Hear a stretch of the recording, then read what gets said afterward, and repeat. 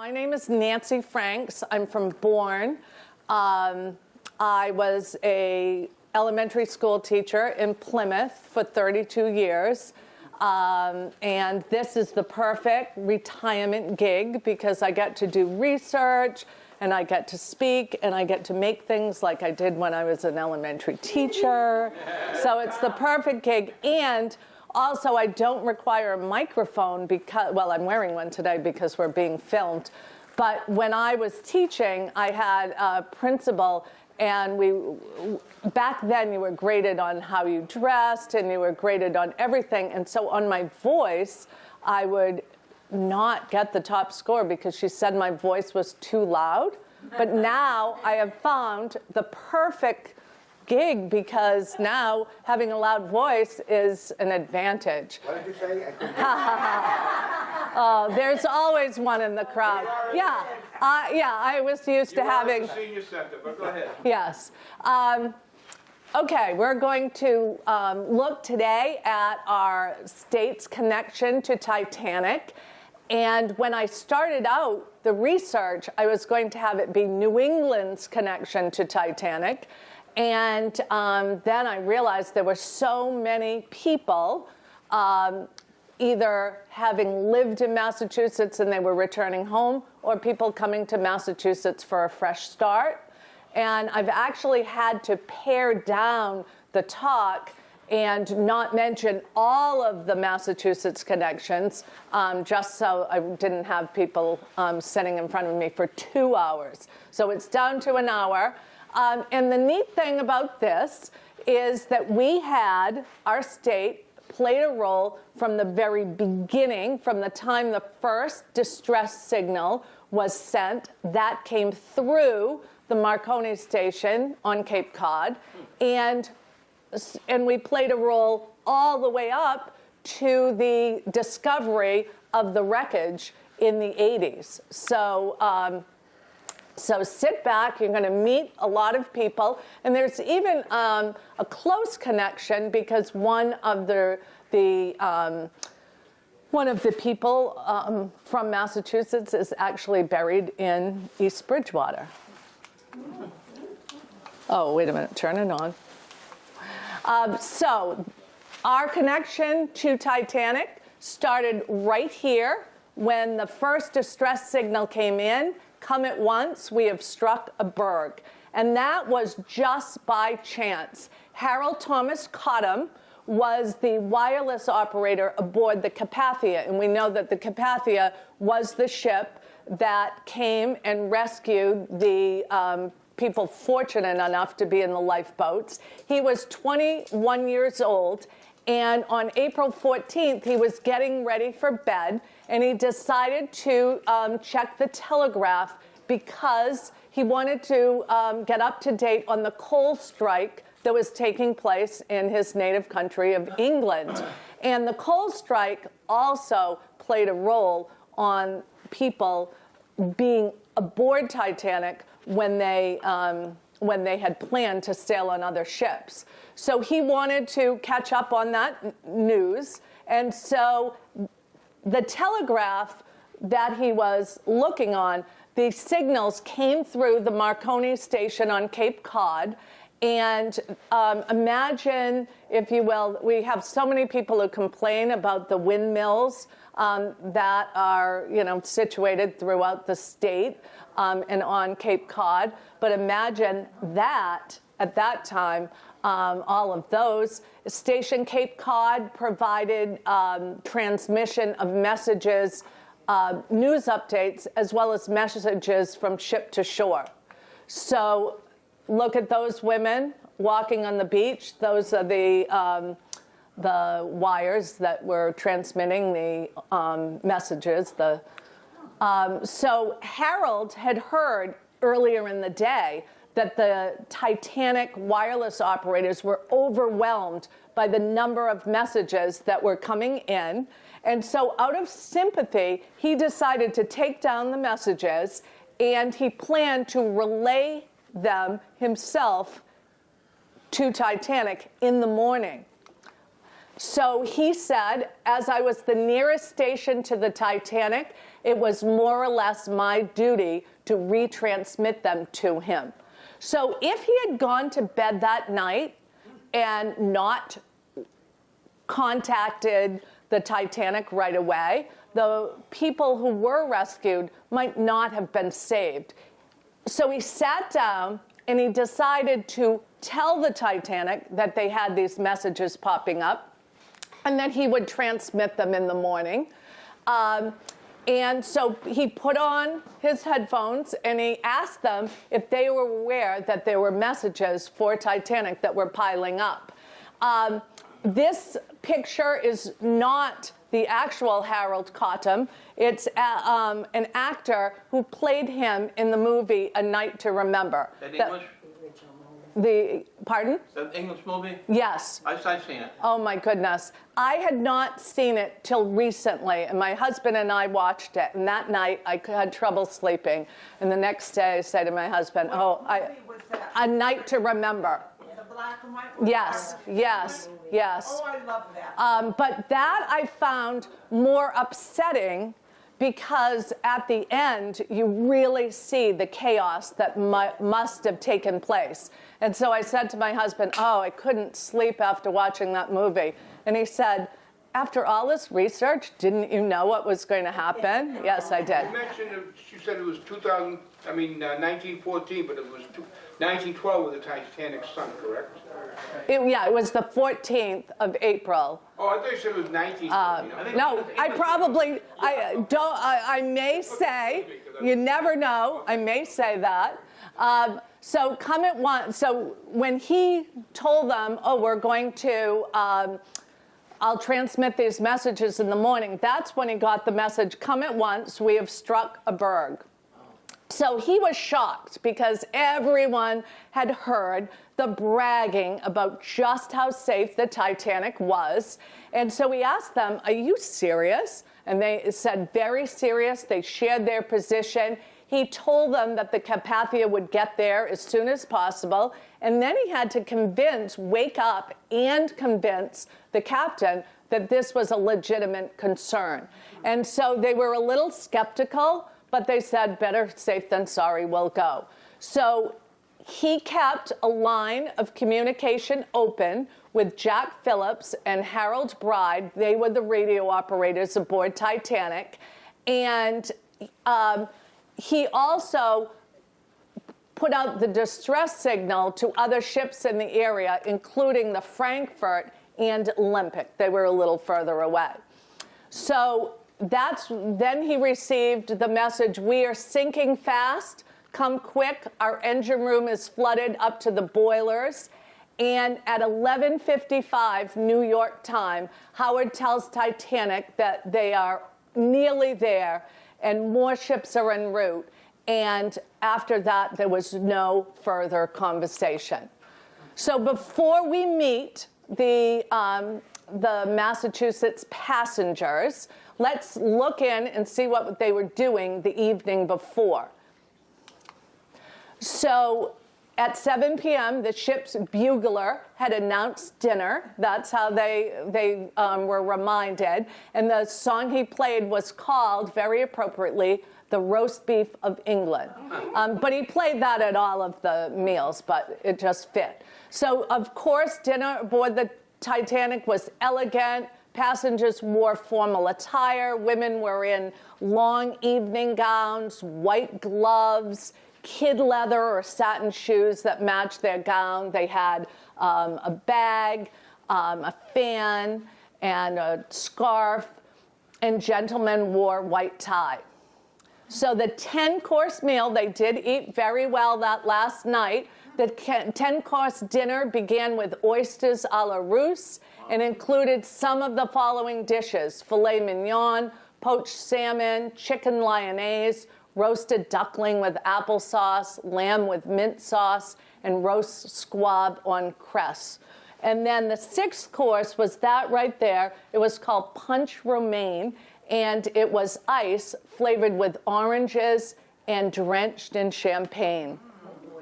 This is the only photograph that remains of the Titanic's dining room. You'll see other pictures claiming to be the dining room, but those were taken on her sister ship, Olympic, that was a carbon copy, so it would be hard to distinguish. The dining room was 10,000 square feet. It could accommodate 554 passengers at a single sitting.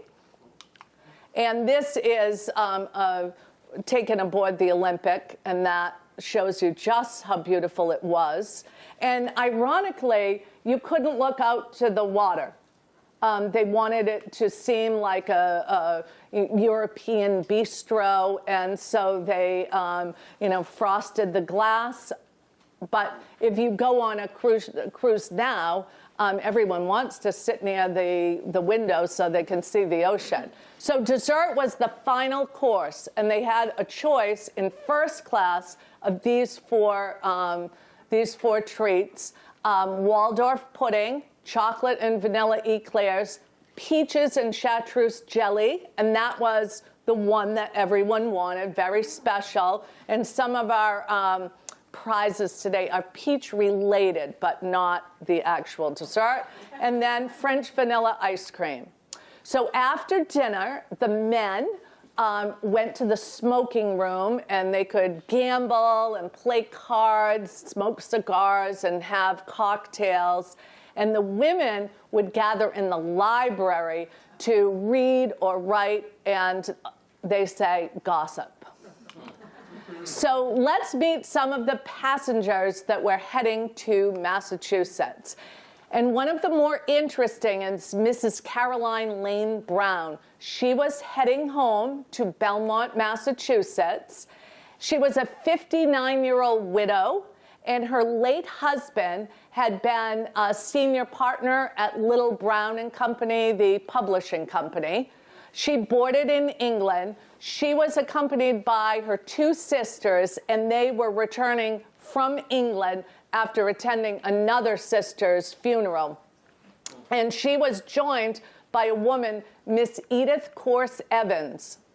Edith boarded in France. So on April 15th, in the early mornings, they headed up to get in a lifeboat, and they were told that there was only room for one more person in the lifeboat. And so Edith turned to Mrs. Brown and said, "You go first. You have children waiting at home." I think I might have said, "I'm sure we can both fit." So Caroline was the last person to step off the deck of Titanic into a lifeboat. This is an actual photo of Lifeboat 14 and Collapsible D approaching the Carpathia. And Caroline said, "We did not despair while floating among all those cakes of ice. We knew that the wireless operator on the Titanic had sent out calls for help, and we felt that we would be picked up by someone." So in A Night to Remember, this woman here is Caroline Lane Brown, and so if you know to watch for her, it's very interesting to see that she was heading to Massachusetts. So that was produced in 1958.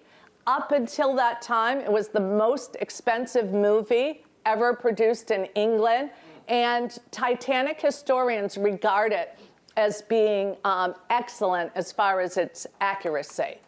So this is the scene in the movie where they're being told, "Sorry, only one more lady." And that was the 9th lifeboat to be lowered and the last one to be lowered from the port side. There she is again. And then in the Titanic 1997 movie, we know that Rose and Jack are fictitious, but that is the woman who represents Caroline Lane Brown. And there are scenes, if you watch Titanic again, you can look for her right in between Rose and Jack. And that was Edith Evans also. And then in the boat, when they're reaching for each other, there's Caroline. She was interviewed in April of 1912 in the New York Herald, and she said, as we rowed away from the Titanic, we picked up all the men that we could and placed them in the lifeboat. So can you imagine being Edith Evans? Because they had room to pick up those men, but yet she had to stay on the ship. So she returned home. She lived in a large estate on the Belmont-Watertown line, and later she moved to a farm in Acton. And from 1918 to 1928, she was a trustee at the Acton Memorial Library, the first female trustee. And the surprising thing is that during that time, not one book was purchased for the library about Titanic. And it's interesting. Survivors either were willing to talk about it or they wanted to forget about it completely. And so that must have been the case with her. She died at the age of 76, and she is buried in Mount Auburn Cemetery in Cambridge. Then we'll meet Elizabeth Mussey Eustace from Brookline, Massachusetts. She was a 54-year-old single woman still living with her family in Brookline, and she was returning from a tour of the Mediterranean and Southern Europe. She boarded in France. She was traveling with her sister, Martha, who was from Pennsylvania, and Martha may have brought a little bad luck because Martha had already survived the San Francisco fire in 1906. So a different type of disaster. So they were assigned to cabin D20, and it was luxurious. 2 beds, a cabinet for clothes, a small couch, a mirror, a desk or table, lots of chairs, a private bathroom, and it featured modern electrical appliances like heaters and telephones, fans, and a Stewart call bell. And even though these first-class passengers came from money, they still were very impressed with the accommodations. So on the evening of April 14th, they attended a musical program and sat before a fire in the lounge. And they went down to Deck D and sat with John B. Thayer and his wife, and they were neighbors of Elizabeth's in Pennsylvania. And Elizabeth went to bed about 11 p.m., and she recalled, "I was sound asleep when at 12:15 I was awakened by a terrible jar with ripping and cutting noise, which lasted a few moments. We both were much frightened, sitting up in our beds and turning on the electricity." She continued, "Elizabeth and I took each other's hands and all went on deck, going up narrow iron stairs to the forward boat deck, which on the Titanic was the captain's bridge. At the top of the stairs, we found Captain Smith looking much worried and anxiously waiting to get down after we got up." So that must make you a little nervous when the captain is nervous. "The ship listed heavily to port just then. As we leaned against the walls of the officers' quarters, rockets were being fired overhead, which was most alarming, as we fully realized the Titanic had used her wireless to ill effect and was sending rockets. It must be serious." So they were on lifeboat 4. 3 men were pulled from the water onto the lifeboat. 1 was drunk and had a bottle of brandy that had been thrown overboard. And if ever you have a good excuse for being drunk, I think it's because you leapt off the Titanic, someone threw you a bottle, I think you have to drink it. 5 more men were pulled from the icy water. 2 of them died in the boat before it was rescued by Carpathia. And Margaret, the sister, remembered, "The lights on the ship burned till just before she went. When the call came that she was going, I covered my face and then heard someone call, 'She's broken.' After what seemed a long time, I turned my head only to see the stern almost perpendicular in the air, so that the full outline of the blades of the propeller showed above the water. She then gave her final plunge, and the air was filled with cries. Aboard Carpathia, the two sisters shared a room that had been a dressing room and shared it with Florence Cummings and Madeline Astor's mare.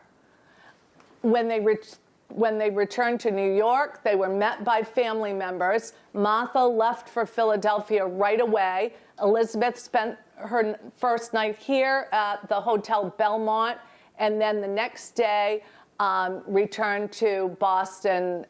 She was with her brother and people who had come to meet her. They returned to Boston and Brookline. She made at least one more ocean-going voyage.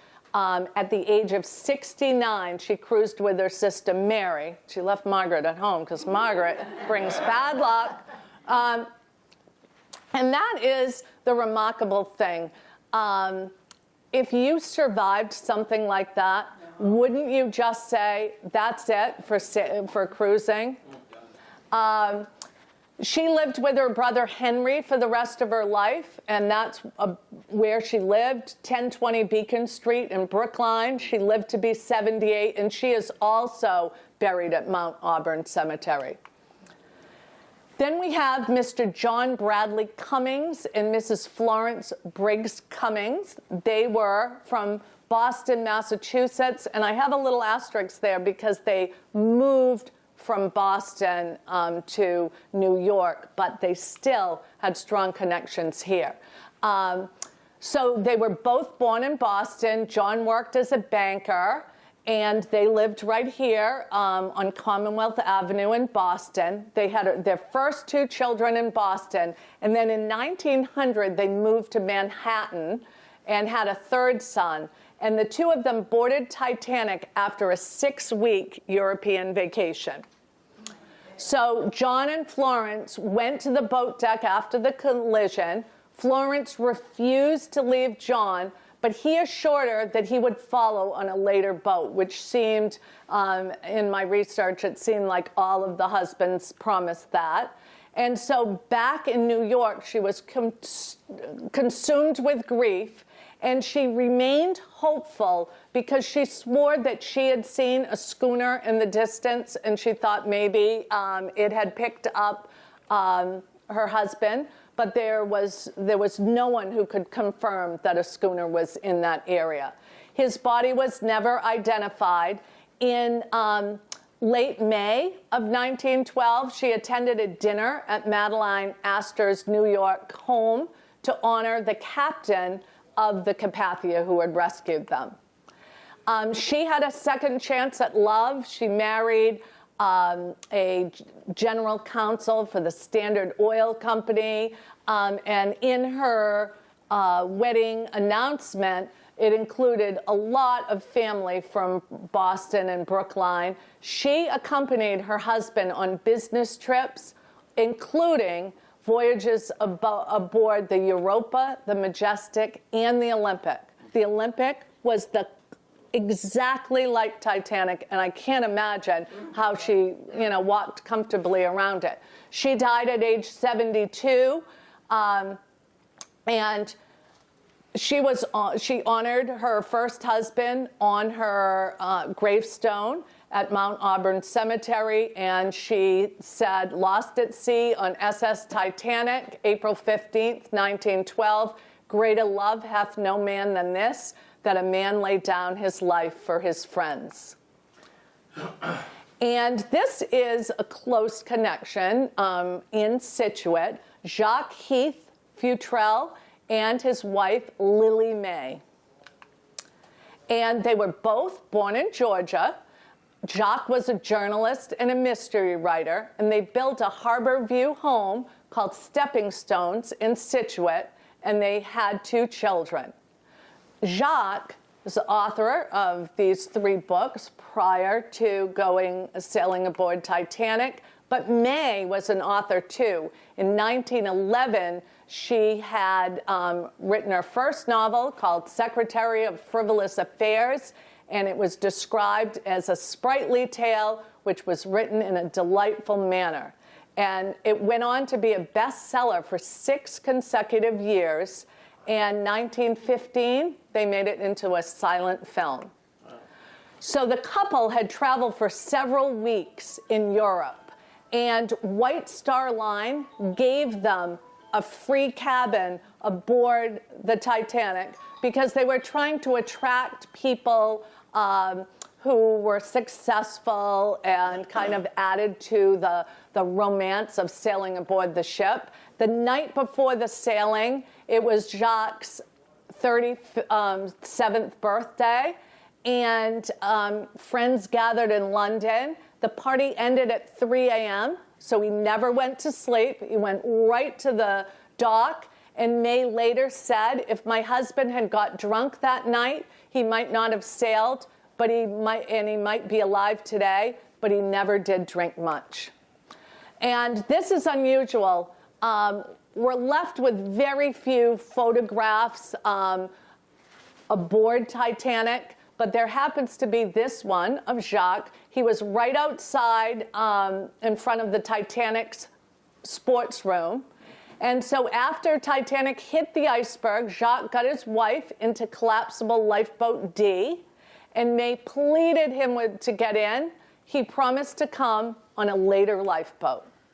And she recalled, the last I saw my husband, he was standing beside Colonel Astor.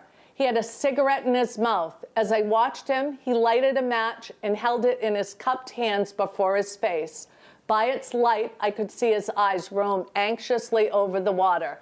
Then he dropped his head towards his hand and lighted the cigarette.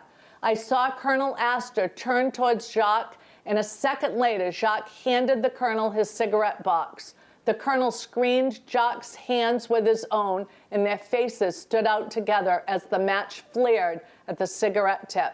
I know those hands never trembled. And there's a picture of him writing. Unfortunately, his name was included on a list of survivors published the following day. So imagine he had many followers, and they believed he had survived. It proved to be an error. His body was never found. One of his books, My Lady's Garter, was published later in the year, and May included an inscription that said, to the heroes of the Titanic, I dedicate this, my husband's book. May had some lawsuits. She sued or tried to sue the White Star Line for her husband's death, for the loss of his personal property, and also he was traveling with 2 manuscripts that were unpublished.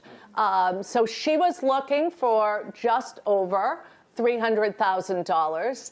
In 1915, when nothing had become of it, she was allowed to withdraw her case here and bring it to England. But in England, there was just a 1-year time period, so she had fallen short of that. She had to work to repay the cash advances that her husband had received for these books that he was going to write. In 1914, she published his novel, Blind Man's Bluff.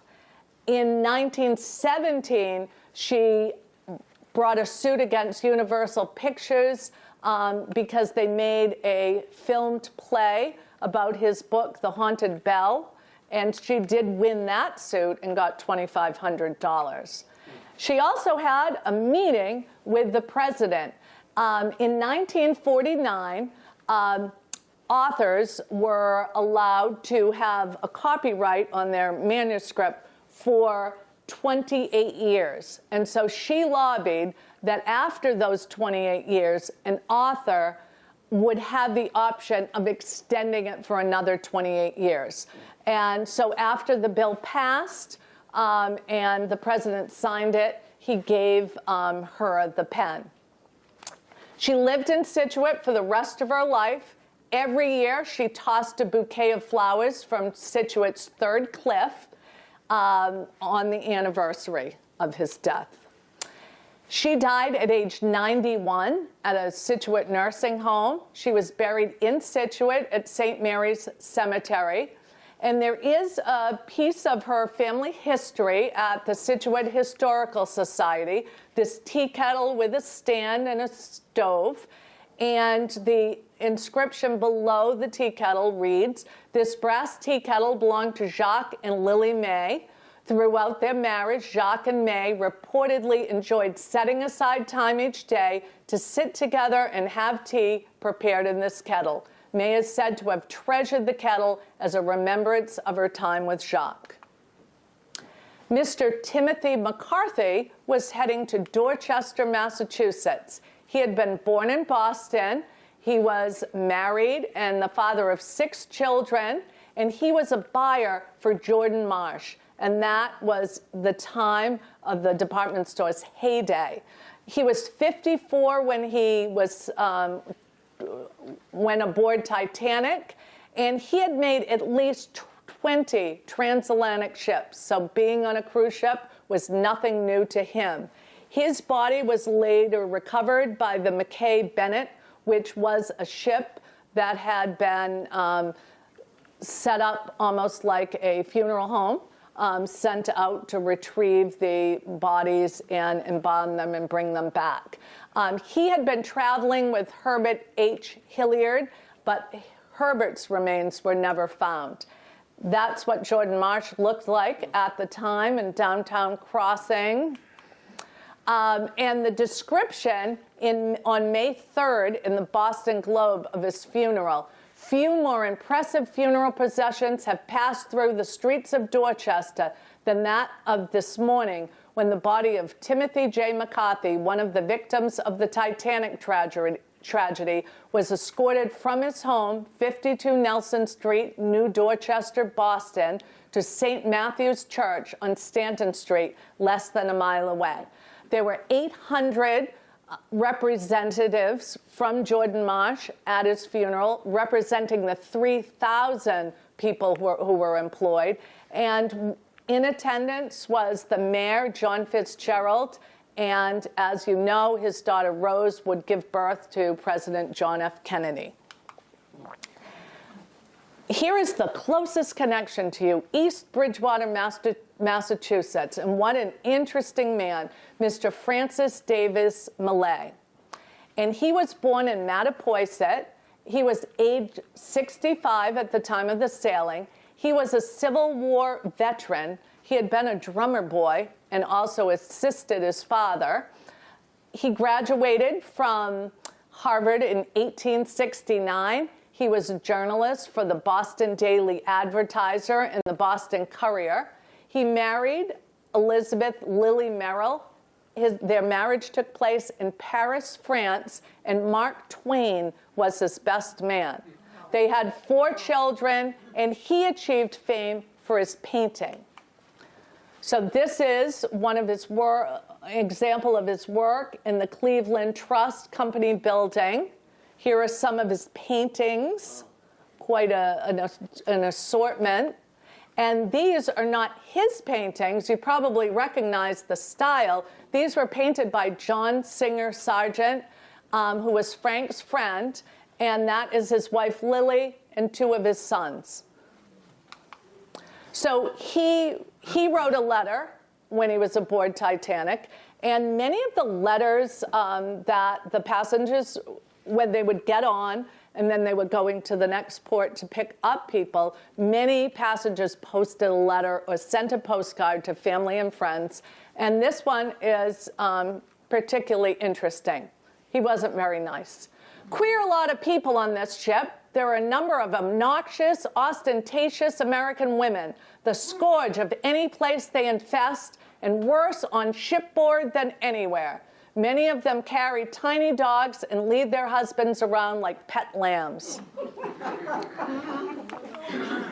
So there was a little bit of mystery and gossip about him because he was cruising with Major Archibald W. Butt, who was known as Archie, and Millay and Archie lived together in Washington, D.C., even though he had a wife and children. So people speculated that Butt and Millay were gay lovers.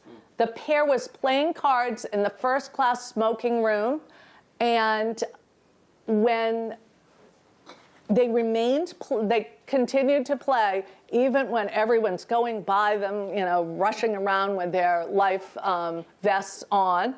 And it is said that after 2 a.m., they were said to have jumped overboard while holding hands. Frank's portrait, painted in 1878, hangs in the National Portrait Gallery in Washington, D.C. They say he was seen helping women and children into lifeboats. His body was recovered and returned to East Bridgewater, and it is buried in Central Cemetery if you ever want to take a little field trip to go see it.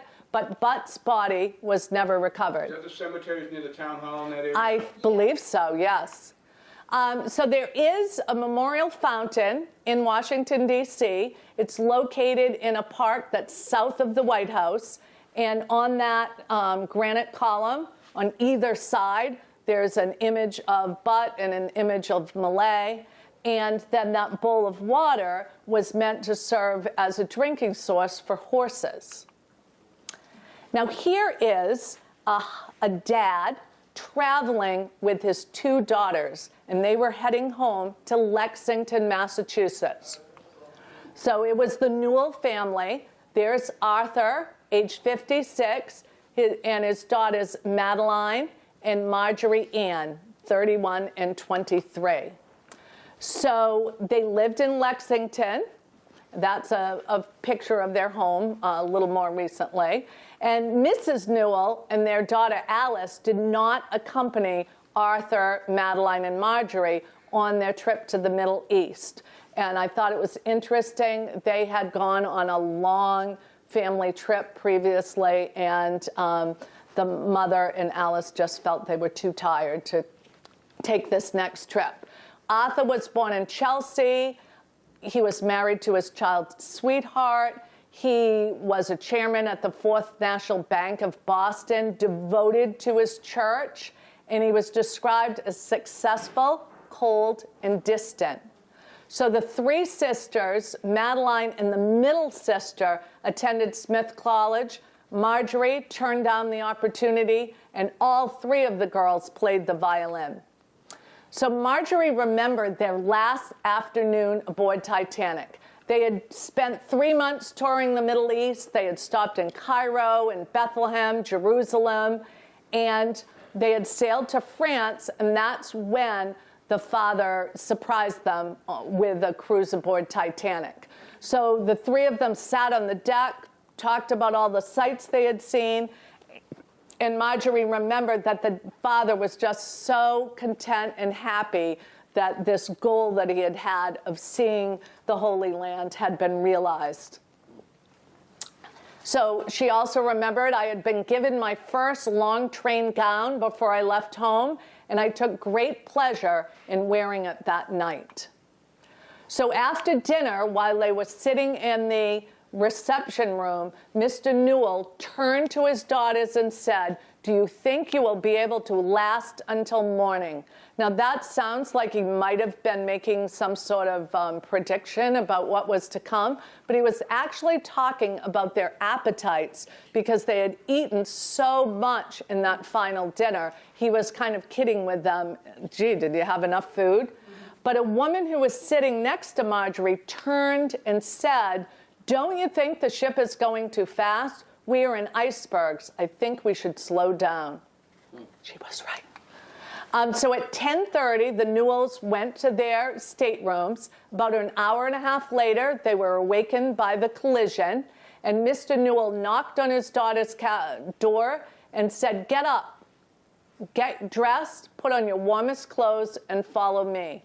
And so the sisters joined their father. They headed up to the boat deck, and the sisters recalled that Mr. Newell was very quiet. He made all the possible investigations to find out what was going on and what needed to be done.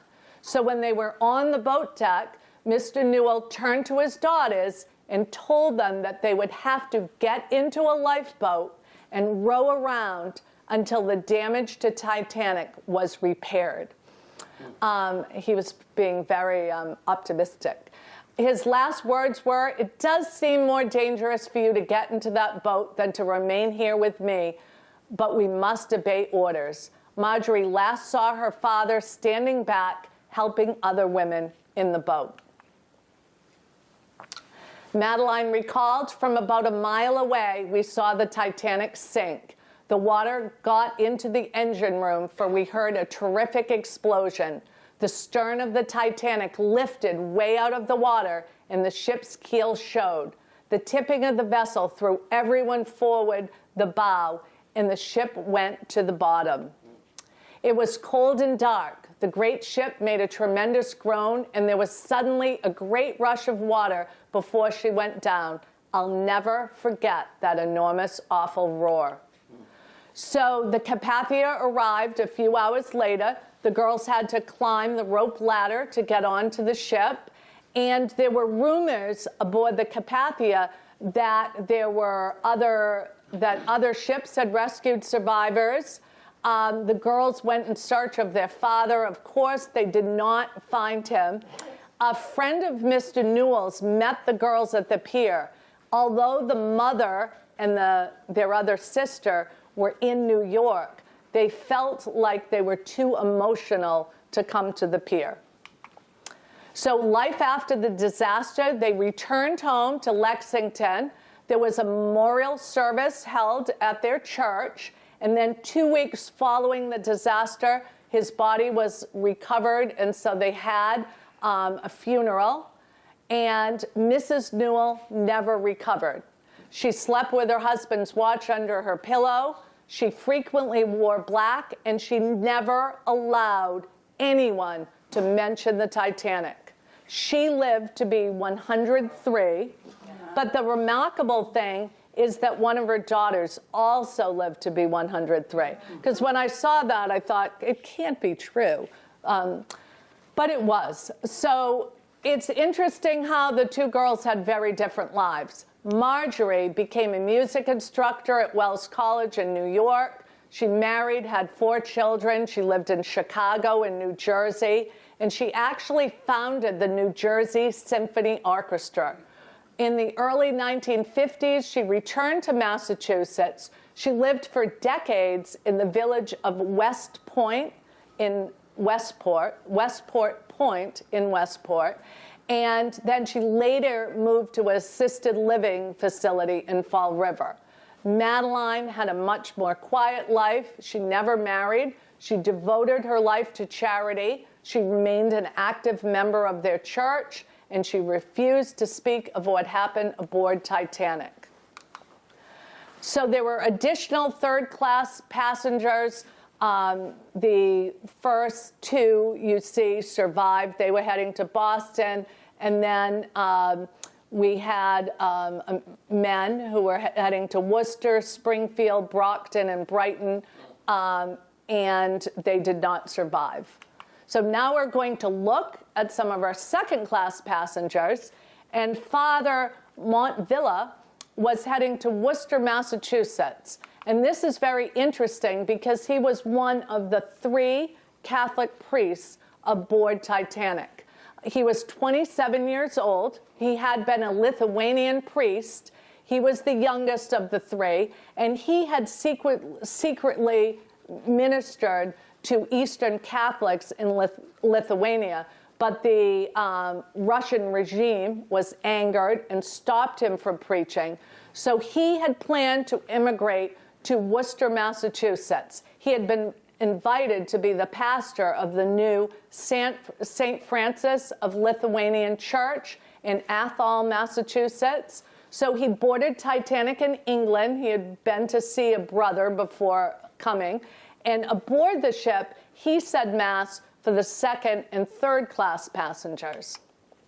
So, of course, on the day of the sinking, all 3 of the priests declined lifeboats in order to offer spiritual aid to travelers. And according to eyewitnesses, all the Catholics on board desired the assistance of priests, as you may imagine, if something was about to happen like that. and they led passages and reciting the rosary and aroused those condemned to die to say acts of contrition and prepare themselves to meet the face of God.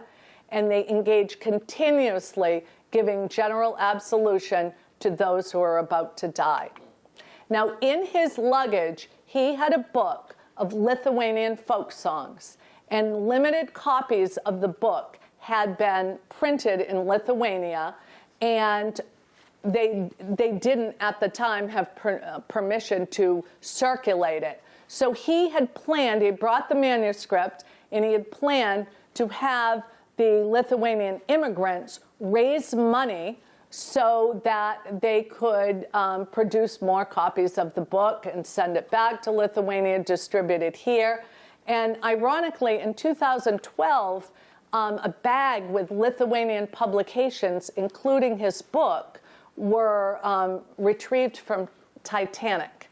And there's very little information on that, except that they were sold at auction. Miss Edwina Winnie Trout was heading to Auburndale, Massachusetts. She had been born in England. She was 28 at the time of sailing, and she was traveling as a second-class passenger. Earlier, in 1907, she had traveled to Massachusetts aboard the Arabic, a White Star ship, and that was her first time on American soil. So in 1910, she was employed in the home of Harry Garfield, the president of Williams College in Williamstown, Massachusetts. And Harry had a very famous father because his father had served as president of the United States until his assassination in 1881. So she returned to England, but in 1912, her sister Elsie had given birth to her first child back in Massachusetts. So Edwina decided to return to Massachusetts so she could be helpful to her sister and the baby. She purchased a second-class ticket on the Oceanic, but was transferred to Titanic due to the ongoing coal strike. So Edwina remembered that she shared a cabin with two other women, and one was a resident of Pennsylvania, and one was Nora, an older Irish woman. They had a cabin with with bunk beds and then a couch, and that it could transform to a bed, and that's where Edwina slept. And then there was a small corridor that led to their porthole. So Nora was not the ideal roommate. She had troubling fits of nervousness, and while boarding the ship, she had dropped her rosary and her prayer book, and she considered that a bad omen. And she kept telling Edwina that the ship would not make it to New York. So on the evening, the night of the collision, Edwina went on deck, learned about the collision, came down, knocked on the doors of the people that she knew, helped everyone put on their life jackets, and she returned to her cabin and offered to assist Nora in getting dressed. Now, Nora wanted to take the time to put on her corset, and Edwina grabbed the corset from her and threw it down that passageway and went up to the boat deck.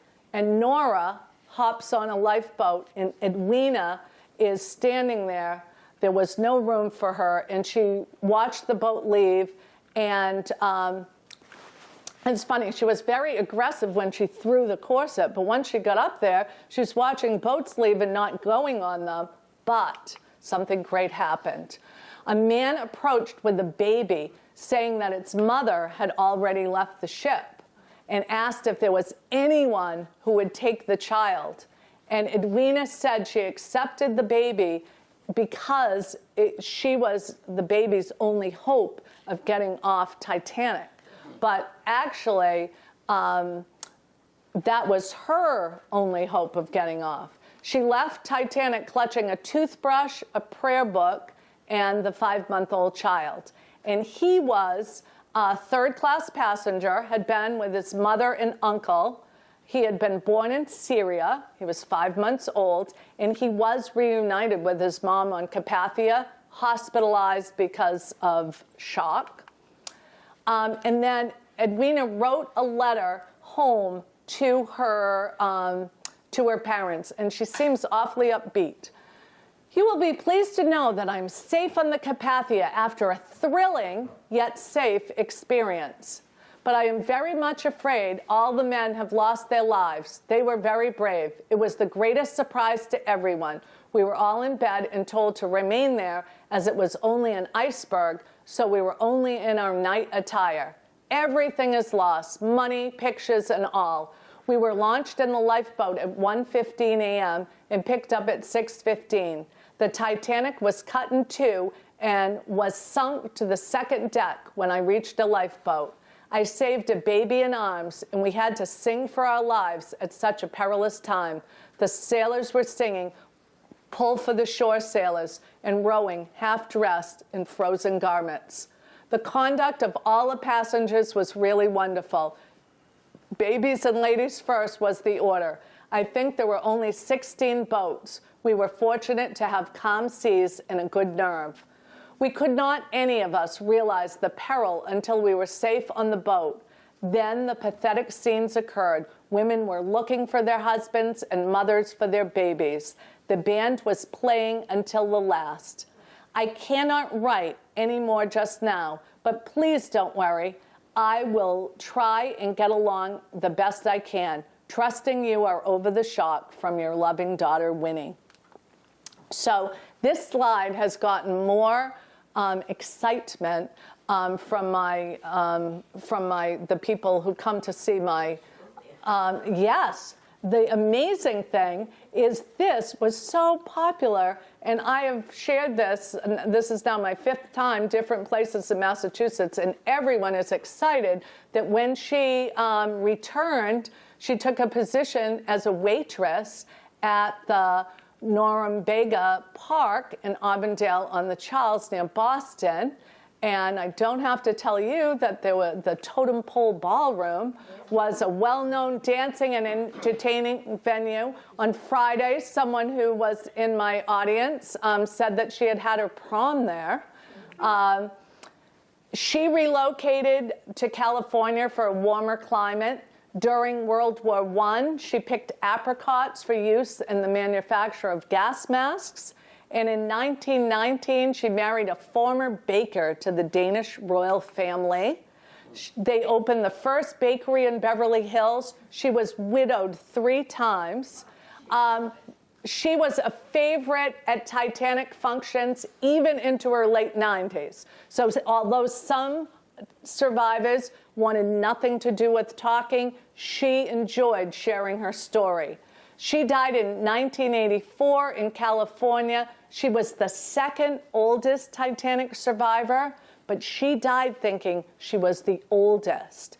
And for a while, they believed that she was the oldest, and then another Titanic passenger who was older was discovered, and her friends and family never told her about it because it was so important to her that she was the oldest.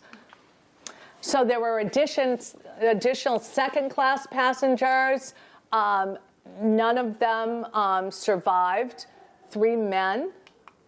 And now looking at some third-class passengers who are heading our way. Now this is an entire family, a dad, a father and mother, and their 5 children, and they were heading back to Worcester, Massachusetts.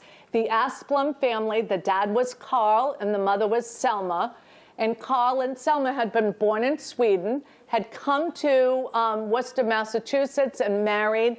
And in Worcester, they had their first 4 children. So Philip was 13 at the time of sailing. Clarence was 9. And Carl and Lillian were twins, and they were 5. And in 1907, they returned to Sweden to settle Carl's father's estate, help out his mother. And then while in Sweden, their 5th child, Felix, who was 3 at the time of sailing, was born. So the family was returning back to Worcester The dad was going back to his previous position. He had been a laborer at Spencer Wire Works, and the family got on in England. This is their ticket, and it's ironic that the two oldest children, who were 13 and 9, were listed as adults. And this is the type of room that they shared. So there were 7 of them in a room with 2 bunk beds. So decades later, Lillian recalled, "My father threw me in the lifeboat. My mother said she would rather stay with him and go down with the ship. But he said that children should not be alone. She got a seat. She had Felix on her lap, and she had me between her knees. I think she thought she could keep me a little warmer that way." And she remembered that her father was holding her twin and her 2 other brothers, one on either side of the father. So even though the 5-year-old boy was never put in a lifeboat. So Mrs. Asplund, Lillian, and Felix were rescued by Carpathia. Because Lillian and Felix were so small, they had to be put in burlap bags and pulled up. Lillian remembered, "A woman took all my clothes off me. My clothes had gotten very dirty and wet in the lifeboat. My mother was trying to find me. She was saying, 'I have a daughter.' Well, she found me, and eventually my clothes were dry, and I put them back on." So they went to St. Vincent's Hospital in New York. This is the grandmother and the Mrs. Asplund and the 2 children. Before coming up on deck, Carl had put all his important papers and his cash in his pockets, and so his body was recovered, but the important papers and the money were never found. He was buried in a Swedish cemetery in Worcester, and the bodies of the 3 boys were never found. Now, we are looking at this photo, but no one knew it existed, or any of these photos that I'm going to show you, until Lillian had died. They found a shoebox that no one had seen with some amazing things in it. So here's Lillian and Felix. Selma never recovered from the loss. She refused to discuss the disaster, said it was wrong to do so. And so you kind of can understand why Lillian just kept the box and never showed it to anyone. And Selma died on the 52nd anniversary of the sinking. So Lillian was described as the last survivor who remembered the sinking of Titanic. So her 3-year-old brother was too young to have any memories of what happened, as was the 5-month-old baby. She died at age 99 in her Shrewsbury home, and a distant cousin inherited the home and its contents. And Lillian had a lawyer, and he was a little miffed. He thought maybe something was up, that maybe the cousin had known about this shoebox and never disclosed it. But she said she was just as surprised as anyone when she found it. So inside the box was Carl's safe deposit box. That went on to sell for over $6,000. Selma and Carl's wedding rings were in there. And they also found 2 notebooks, and one notebook contained notes on California, and they said it sounded like he had copied them out of a brochure, and that he was going to use that to share with his wife and say, "Hey, let's take the family out to California." His body wasn't recovered for 12 days, but because they were in his front pockets, which were underneath the life vest that he was wearing, they were kept out of the water. So they also found his pocket watch. It had stopped at 19 minutes past 2. That's 1 minute before the Titanic sank, and it was believed to be the time that Carl entered the water, and that sold at auction for around $30,000. So that is very interesting. Miss Catherine Buckley was heading to Roxbury, Massachusetts. She was born in Ireland. She was 25 years old. She worked as a maid, and she planned to join her half-sister Margaret in Roxbury. Margaret had traveled to Massachusetts at the turn of the century, and Catherine was due to work in a home of a wealthy Boston businessman. Her family was opposed to her going. So she had a ticket for the SS Cymric, and that ship would have taken her directly to Boston.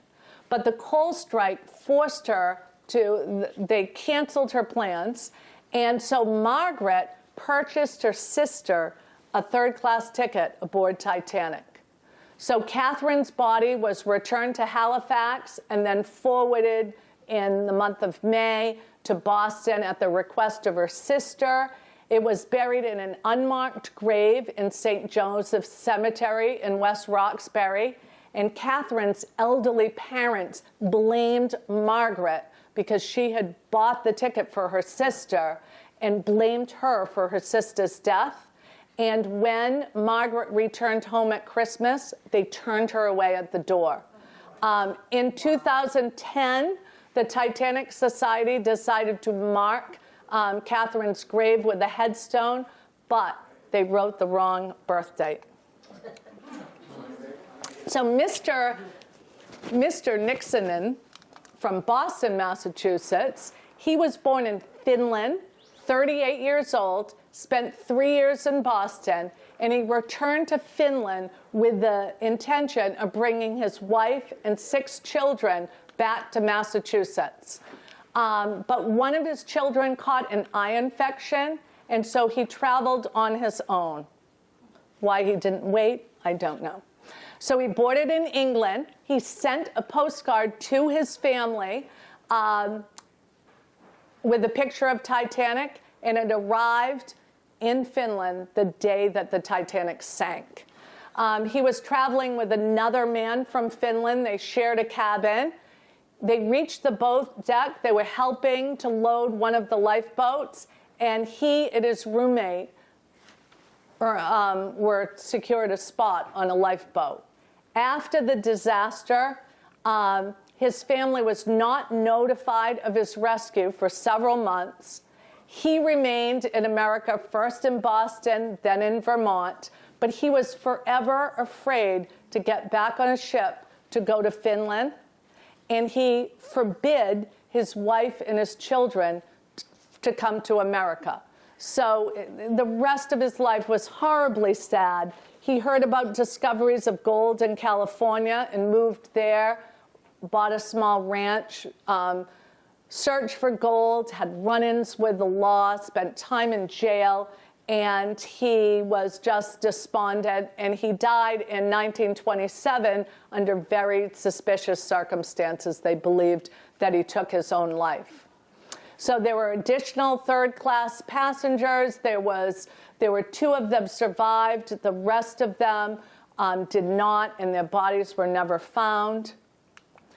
And now to look and see how Massachusetts played a role in the recovery of Titanic. So the discovery of the wreckage involved 2 research centers, one from France and one from right here in Massachusetts, the Woods Hole Oceanographic Institution, known as WHOI. And it involved 2 ships, one from France and also the RV Nor, which came from Woods Hole. And it involved 2 team leaders, one from France and Dr. Robert Ballard from WHOI, who the name we're all familiar with. So they knew the route of Titanic. They knew approximately where she was when she went down. And so Dr. Ballard and his French counterpart narrowed the search to 100 square miles. And they planned a 2-phase strategy, and Robert Ballard let the French go first. So this shows the area where they marked off, and the purple shows what the French did during their time. They had combed all of that area. So when they were unsuccessful, the part that remained was up to Dr. Ballard and the Massachusetts ship. That's the ship that was used by the French, and when the ship time elapsed and they still hadn't located it, they had at least eliminated 75% of the search area. So 3 of the scientists from the French ship came on the Nore. They took over where the French ship had left off. And then Dr. Robert Ballard couldn't sleep. It was the early morning of September 1st, 1985, and the 43-year-old oceanographer was lying in his bunk aboard the research vessel Nore. As Ballard tried to distract himself with a book, the Nore's cook appeared and said the on-duty watch team had called for him. Ballard pulled a jumpsuit on over his pajamas and dashed to the ship's control van. When he arrived, his colleagues replayed what had just appeared on the robot's live video feed of the sea floor. The footage was dim and grainy, but the metal object it showed was unmistakable, one of Titanic's boilers. And so when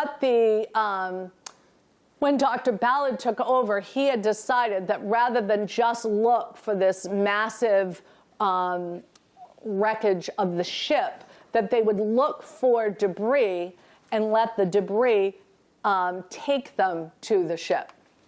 So Ballard and his crew erupted with cheers and applause. Someone opened a bottle of champagne for a toast, but the mood suddenly darkened after they noticed that it was nearly 2:20, the exact time Titanic had sunk. The thought of it hit Ballard like a shock. We were embarrassed as we were celebrating.